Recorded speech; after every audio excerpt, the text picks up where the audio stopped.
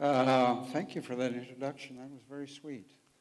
I would say, Angokinga Echama, Angokinga Kasuda, Angwan, that means the evening tastes good.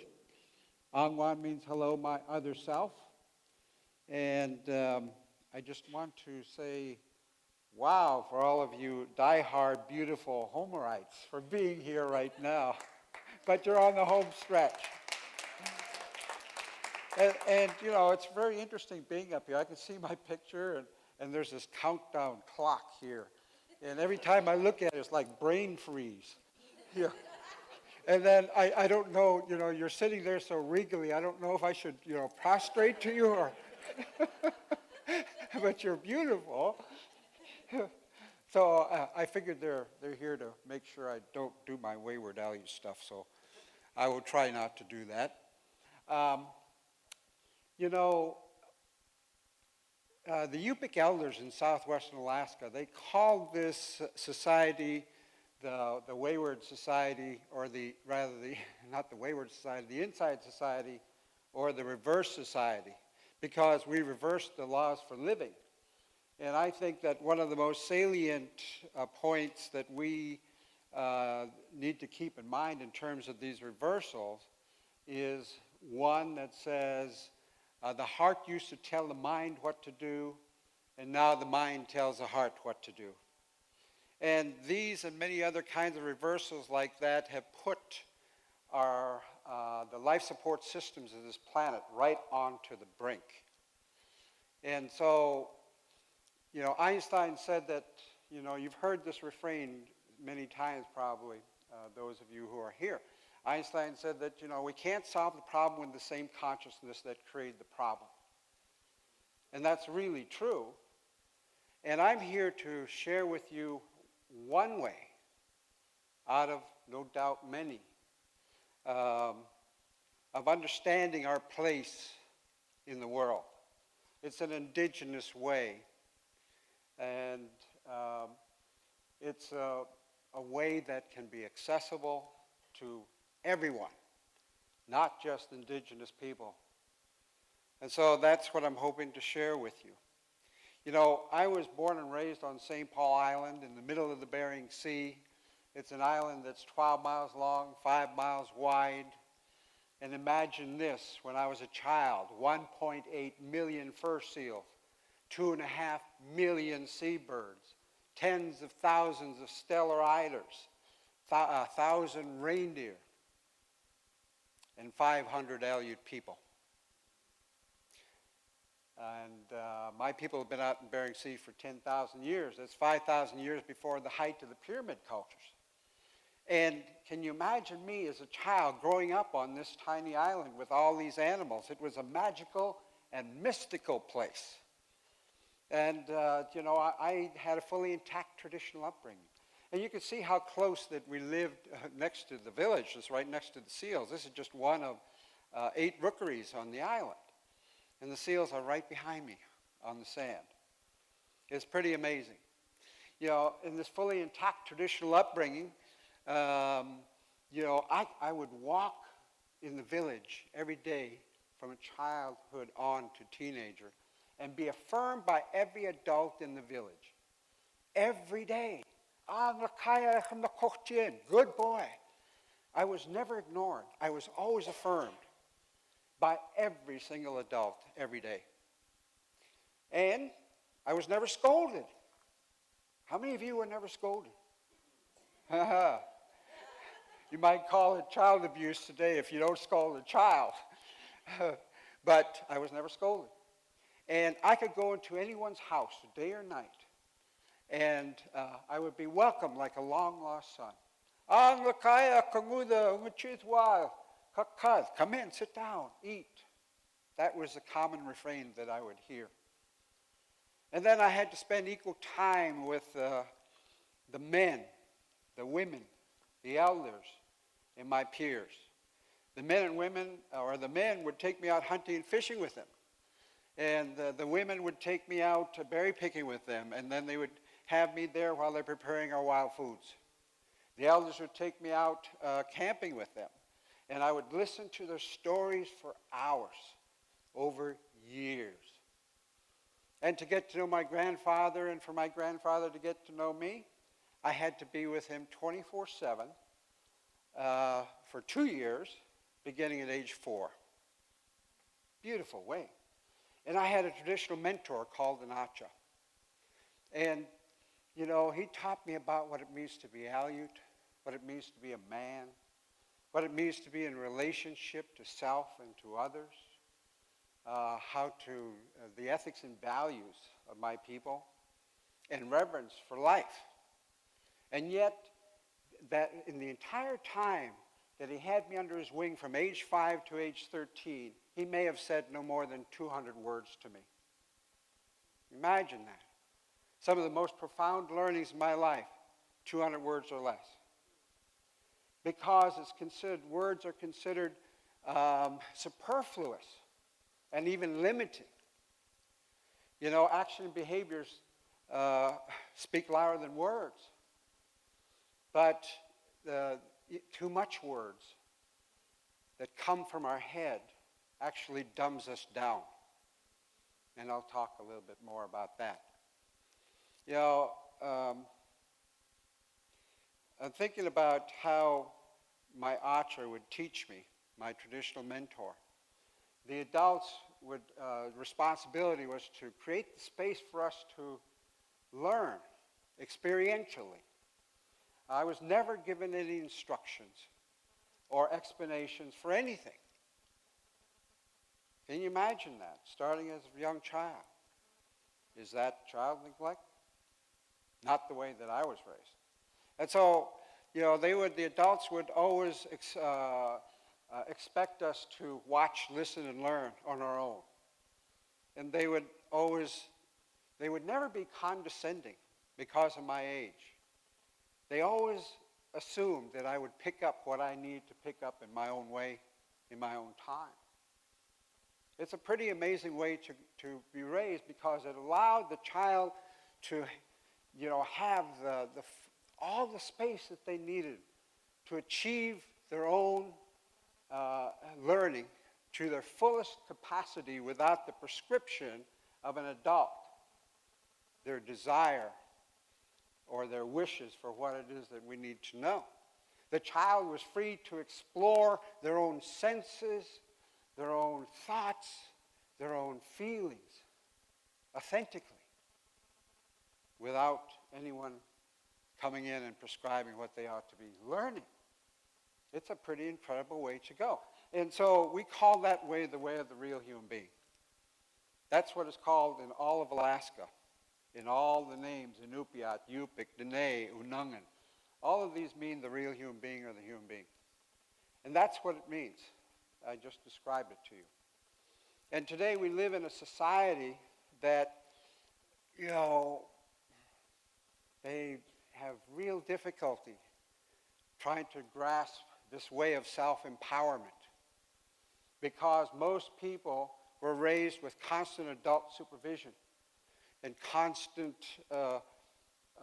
discipline and instruction, so that the foundation, the children become depositories for somebody else's knowledge and experience, not their own, as a foundation for them to build on. Yeah, I was really lucky and very blessed to have this way. My traditional mentor started taking me out hunting for stellar sea lions when I was 5 years old. And, you know, stellar sea lions are to us like the bowhead whale are to the Inupiats in the far north, like the bison are to the Plains Indians. And you know, we have a reciprocal relationship where we protect them and they feed us. And we would join, usually when we go out on hunt, 4 or 5 hunters sitting on the shoreline waiting for the sea lion to come by on the water. And, you know, I noticed something very magical about these hunters.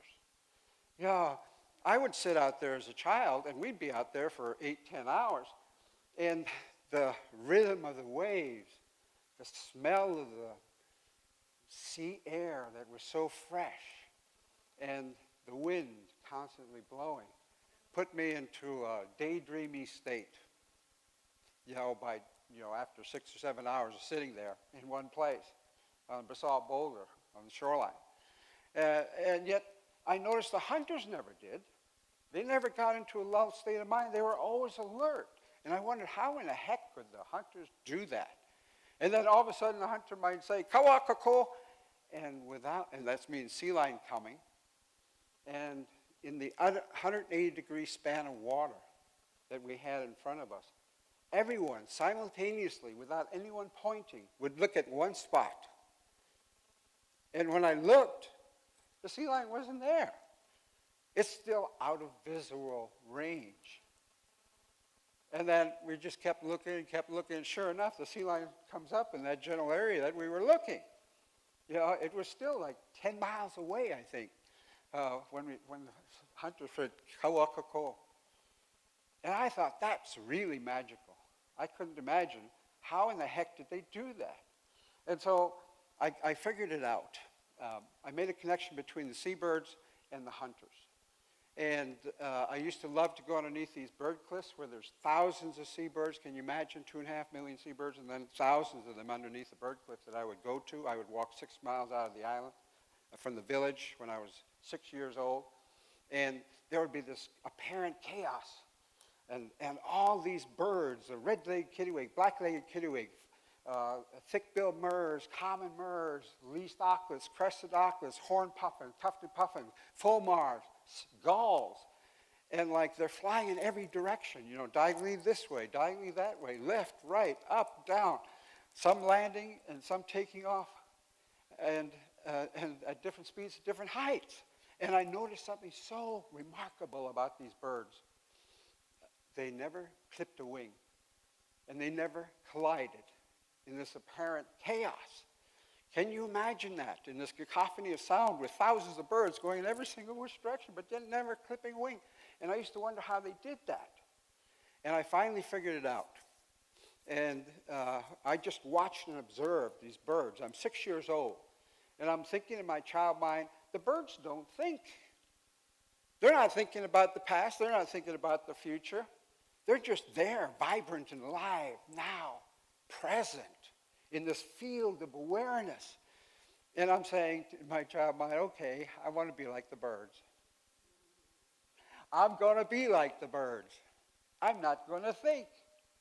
And so I actually did that. At 6 years old, I sit down there, and every time I went out there, it got stronger and stronger until I could not have a single thought in my head for hours.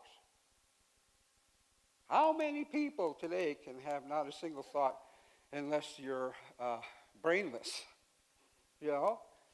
But it was remarkable. And I started to practice this way when I went out hunting with the men. I would just simply get out of thought. And lo and behold, I figured out how the men did what they did. I figured out how they never got into a lulled state of mind. I figured out how they knew the sea lion was coming before it came. Because when I suspended thought and I just embodied my body, being present, fully aware, zoom, I could feel the sea lion coming before it came. I never got into a dull state of mind again as long as I slipped out of my head and into my body. It's a pretty amazing way. And then I started practicing it when I'm going out subsistence fishing for halibut. You know, by the time I was age 11, my dad gave me the skiff, an outboard motor, to skiff out into the Bering Sea for miles away from the village. How many 11-year-olds can do that today?